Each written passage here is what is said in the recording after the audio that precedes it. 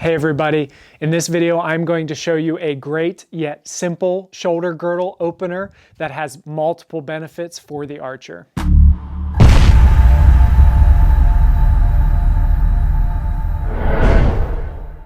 The exercise that we're looking at today is a great mobility and flexibility opener for the entire upper body because as archers we typically limit ourselves to shoulder level use of our mobility and we don't often utilize the remainder of our mobility throughout the upper body. And what ends up happening is if we don't use we lose that, and in turn that often results in degraded shoulder health over time, degraded shoulder function, and an increased risk for injury. So looking at the three variations we have today for this hang.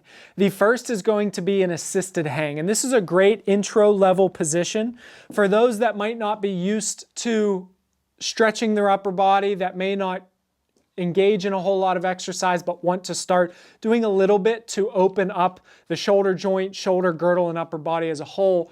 You can use anything that is approximately shoulder height that you can get underneath of. You can even use something like the top of a refrigerator. You can use rings, you can use a bar in a rack, you can use TRX straps, anything that you can grab a hold of above you and then sink down underneath. So what this will look like is you're going to grab the bar at approximately shoulder width apart. Your feet are going to be in front of you and they're flat on the floor.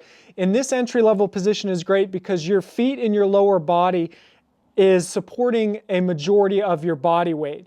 Your hands and your arms and shoulder girdle only gets a portion of your body weight, which makes it more feasible for those that are just getting into a position or movement like this. Now, when you're holding this and spending time here, the weight of your body is opening up the shoulder girdle, the shoulder joint, and we're also getting some connective tissue tolerance development in the elbow and the shoulder joint as well.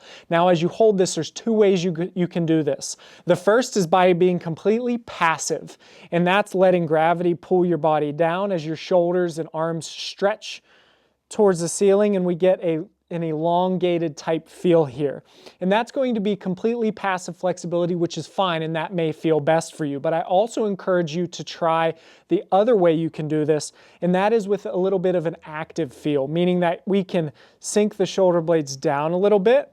By doing that, we engage some of the musculature in the upper back, set the shoulder blades down into a solid position, and that makes this a little bit more active. So we get a little bit more muscle engagement, but we do still get the flexibility and mobility benefits here as we spend time in this position. Now, level 2 is going to still be assisted, meaning that your lower body is going to support some of your weight so that we don't have all of the stretch into the upper body, and you will need a pull-up bar for this. So whatever type of pull-up bar you have is fine.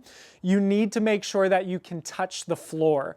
If you can keep some bend in your knees, that's even better, because what we're going to do is set with that same shoulder width grip apart.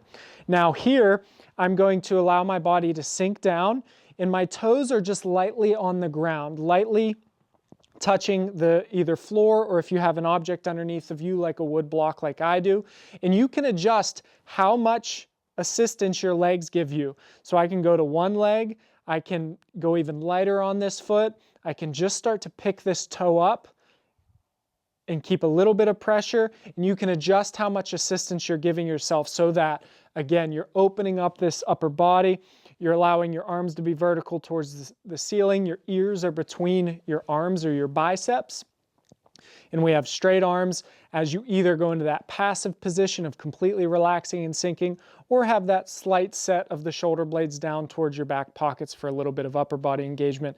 You can spend time here.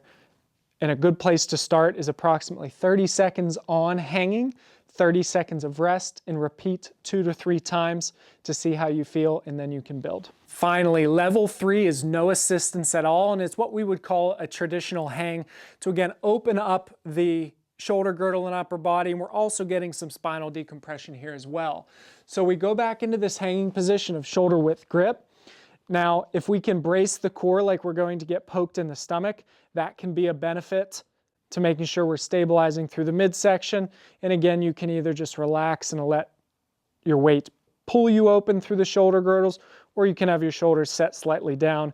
Now with this level 3 position, this is for those who are accustomed to being overhead or accustomed to being on a pull-up bar and can spend time here holding. There's great benefit, as we said earlier, to connective tissue tolerance, as well as the overall stability of the joint on top of those mobility and flexibility improvements that you're going to see by spending time in this elongated position, being overhead, and allowing yourself to utilize all of the range of motion in your shoulder girdle. I highly recommend that you start with the level that you feel is almost going to be a little bit too easy. That way you can get comfortable with the position, confident with the position, make sure that you tolerate it well, and you can always increase from there. This hanging variation, regardless of what level you choose, has a lot of tremendous benefits for the overall health of your upper body and shoulder girdle to ensure that you're at full functioning capacity so that you can feel your best in archery and enjoy archery for a lifetime. That's our goal here at archerystrong.com, is to make sure that you can shoot solid and shoot pain-free and avoid as many injuries as possible so that you can enjoy archery as much as possible. If you found this video helpful, click the like button, subscribe to my channel for more information. You can also find more training at archerystrong.com if you want to dive deeper. As always, thank you for your support.